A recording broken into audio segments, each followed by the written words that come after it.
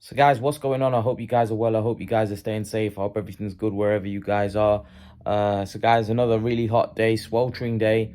Really hot, to be honest with you. And guys, before we get into the video, smash the like button, hit the subscribe button, share the video as always, guys. Guys, I've got some sad news. You know, I made a video that I said that if Golovkin loses to Canelo, that we may get Golovkin, especially if he loses close, he may go back down and look to clean up at middleweight. However, Gennady Golovkin has now hinted at retirement after the trilogy with Canelo Alvarez. This is what Golovkin had to say. Golovkin said, just get it up. I'm going to retire soon anyway, with his or without his help. Let's face it, I'm 40 years of age, and nearing my retirement. I don't feel any hatred towards him. To me, he's just an athlete, just another human being, just a boxer. I guess that's how a human decided to behave and decided to think of himself, love himself, and position himself. He then goes on to say, that's it. That's all Golovkin had to say. So it's sad that Golovkin is looking at retirement after this fight. I personally think he still had a lot left. I think he's not got a lot left, but I still feel that Golovkin could go back down to middleweight and potentially be a threat there, potentially even clean up there. But Golovkin probably looks at it and thinks that I've made a lot of money. 40 years of age going on. I might end up losing to a young kid that probably would have beaten in my prime. So why do that? You know, this is the final throw of the dice. I'm gonna fight Canelo Alvarez in a fight that I thought I won twice. I thought I was wronged against Canelo. I think I'm a better fighter than Canelo. And I think, and in Golovkin's eyes, he feels that this last fight is make or break. That this fight could send Golovkin into retirement with a smile on his face for the rest of his life. And you know what the worst thing would be? If Canelo ends up losing this fight, Canelo will probably, legacy will be tarred by this, because Golovkin probably won't give him another fight. And Golovkin will go into the sunset and people will say, well, Golovkin beat him 3 times. That's what a lot of people will say. So there's a lot of pressure on Saul Canelo Alvarez here. A lot of pressure. Because if Golovkin wins, I don't think you're going to see another fight. I think Golovkin's going to go into the sunset because Golovkin's made so much money. And I don't think he's going to want to give Canelo Alvarez the satisfaction of another fight in case he's beaten. So if Golovkin wins this fight, Canelo Alvarez might have to live with the fact for the rest of his life that Golovkin's got the better of him. Even though on paper it might be 1-1 and one of them was a draw, in the fans' eyes, people would look at it like Golovkin got the better of him. And that would be very hard for a competitor like Canelo to come to terms with. So Canelo Alvarez, I'm pretty sure, is going to do all he can to try and do a job on Gennady Golovkin, because I think he knows that if Golovkin ends up beating him, his legacy will be viewed differently, because the first 2 fights were razor thin. I mean, most people thought Golovkin won the first fight, and the second fight, a lot of people thought Golovkin won as well, even though I personally think the second fight was a lot closer and Canelo deserved credit for that win. But the first fight, I did have Golovkin winning. The second fight, I had Canelo winning. So if Golovkin ends up winning this third fight, Golovkin ends up having the better of the 3 fights, in my opinion. I think it's going to be very difficult for Golovkin at this age against prime, hungry Alvarez, because Alvarez is going to be hungry. I actually think people think that if Canelo had beaten Bivol,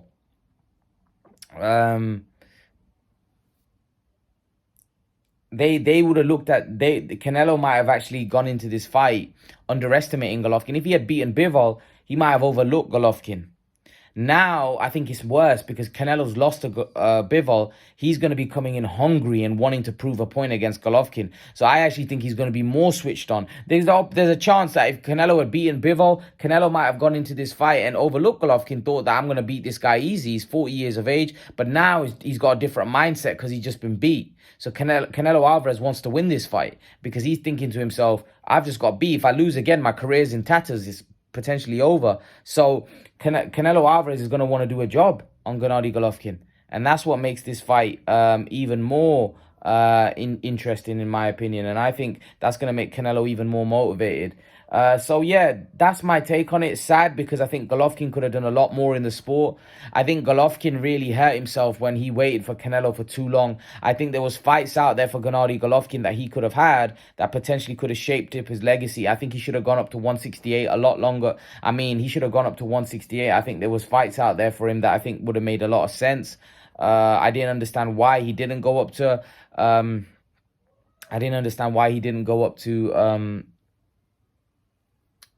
super middleweight. I think he should have done that. I think it would have really helped him carve out a better legacy.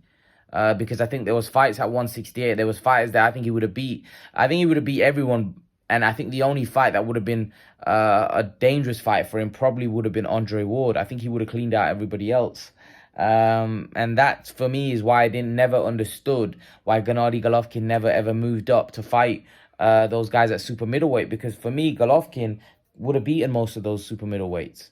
The only guy that really would have given him a very, very difficult fight and potentially beaten him is Andre Ward. Apart from that, there was no one really at super middleweight that would have beaten Golovkin, in my opinion. And there were some decent names there. There was Kessler, there was Froch, there was, guys like Bute, and I think Golovkin had already cleaned out Bute as an amateur. And there was other names out there as well, even Groves, De Gale, guys like that, which would have been big fights at the time. So it didn't really make any sense why Golovkin just didn't move up. That it was there. The fights were there for him. So yeah, that's the only question mark I have against Golovkin's legacy, is the fact that he didn't move up to 168 when I think he could have really done some damage there. But nonetheless, one of my favorite fighters, great action. What a fighter. If he does decide to retire after Canelo fight, I think we can salute him off and say, wow, what a fighter he's been. Guys, another great fighter that has announced his retirement is the Gypsy King, Tyson Fury. Now, a lot of people, Tyson Fury contradicts himself. Some people don't take Tyson very seriously, but he has come out and he's confirmed to WBC that he's retiring. He's also vacated the Ring Magazine belt. But he hasn't vacated the WBC belt. The WBC has given him till the 26th to put it in writing, I believe. Although they have spoke to him, I think they've put it, and it's funny because what I find really funny is that the 26th is after the Anthony Joshua Usyk fight. So what that tells me is that the WBC are saying, okay, have some time. Let's see the outcome of the Usyk-Anthony Joshua fight.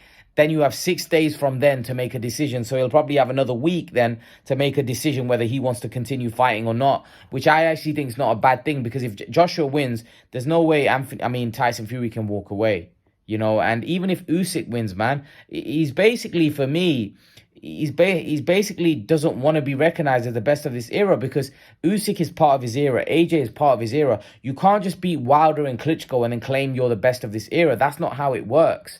You have to clean out and beat virtually majority of the fighters in your era. You look at guys like Ali. Ali didn't just beat Frazier, Foreman, and Liston. He fought a lot of other guys. Ernie Shavers, he fought Leon Spinks.